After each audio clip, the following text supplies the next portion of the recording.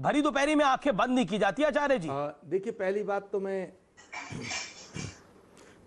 तो मैं आपको ये बताऊं अमीश देवगन कि राहुल गांधी जिस समय 2019 में लोकसभा चुनाव के परिणाम आए और हारे, तो उन्होंने इस्तीफा दिया और इस्तीफा देते हुए उन्होंने क्या कहा कि मैं अध्यक्ष नहीं बनूंगा, ना मेरे परिवार से अध्यक्ष बनेगा।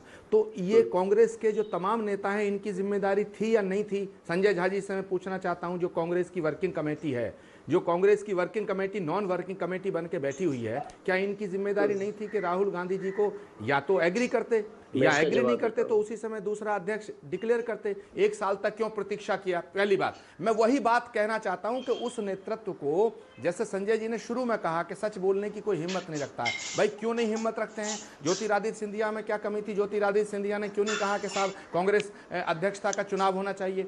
क्यों सचिन पायलट जी ने उस समय नहीं कहा कि जब आपने इस्तीफा दे दिया है तो हम दूसरा कोई कांग्रेस पार्टी के अध्यक्ष के लिए चुनाव होना चाहिए? क्यों कोई ये क्यों नहीं कहता कि कांग्रेस का अध्यक्ष सेलेक्टेड नहीं होगा, इलेक्टेड होगा, कांग्रेस के संविधान के मुताबिक होगा? तो गलती सारी, अगर आप नेहरू परिवार, एक सवाल मैं पूछूंगा और जवाब आप लोगों को देना है।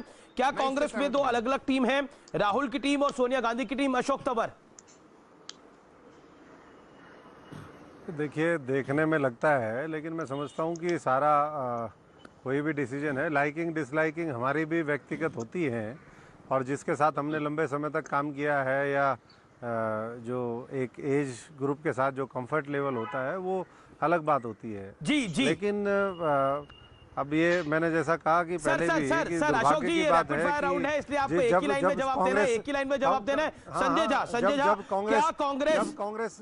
कांग्रेस सबसे मजबूत होनी चाहिए थी तब कांग्रेस क्या संजय कांग्रेस युवा मुक्त हो रही है? पीछे यही लोग हैं, उसी के पीछे ये लोग हैं। कांग्रेस युवा मुक्त हो रही है संजय, एक लाइन में। अमीश जी, कांग्रेस पार्टी के सामने बहुत बड़ा एक समस्या है, इसका समाधान ढूंढना बहुत ही अनिवार्य है। यदि अभी हमको भाजपा के साथ लड़ना है और हमारे अच्छे नेता लोग पार्टी को हो रही है कि नहीं हो रही? हो रही है।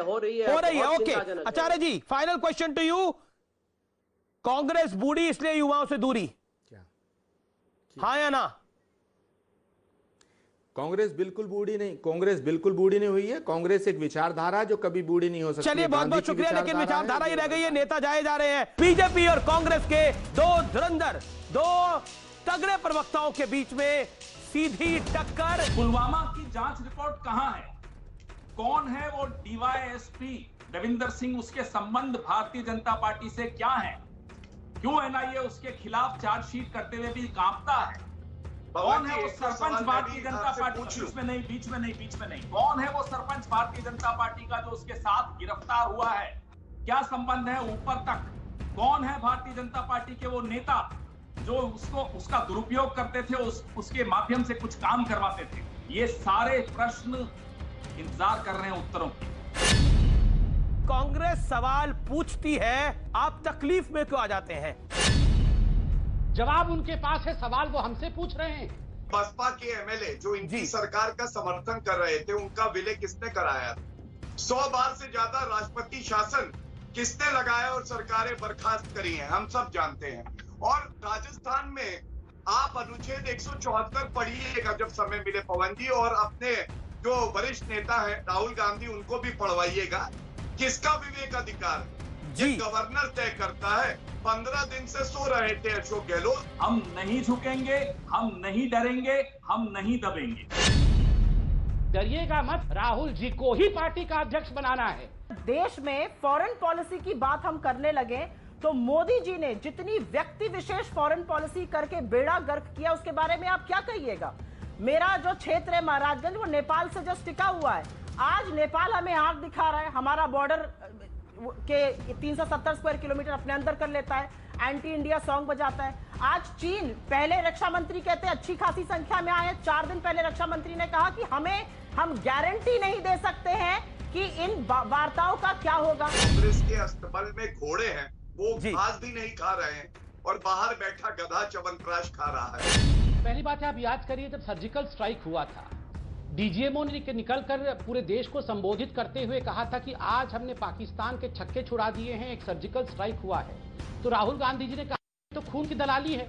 डीजीएमओ भी बीजेपी की सरकार के साथ मिला हुआ है, सर्जिकल स्ट्राइक झूठा है, याद करिए। जब एयर स्ट्राइक हुआ तो यही वो कांग्रेस पार्टी है जिन्होंने विश्वास नहीं किया।